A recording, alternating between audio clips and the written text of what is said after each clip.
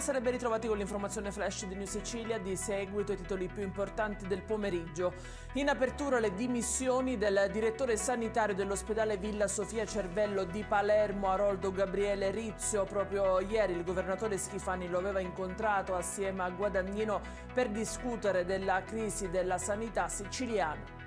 Situazione drammatica in Sicilia anche per quanto riguarda l'emergenza idrica. A Palermo il razionamento dell'acqua per i cittadini è confermato almeno fino a giugno.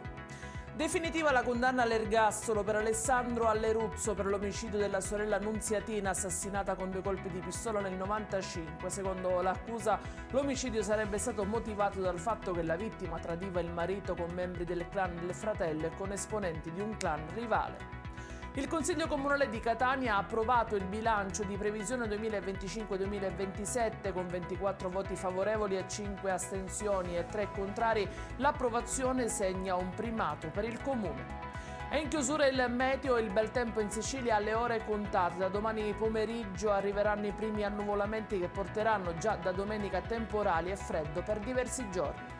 Ed è tutto per queste edizioni. Io vi ricordo come sempre che i dettagli su queste notizie li trovate sul nostro sito www.newsicilia.it e sui nostri canali social. Grazie per averci seguito, appuntamento domani alle 13:30 con nuovi aggiornamenti. Buona serata.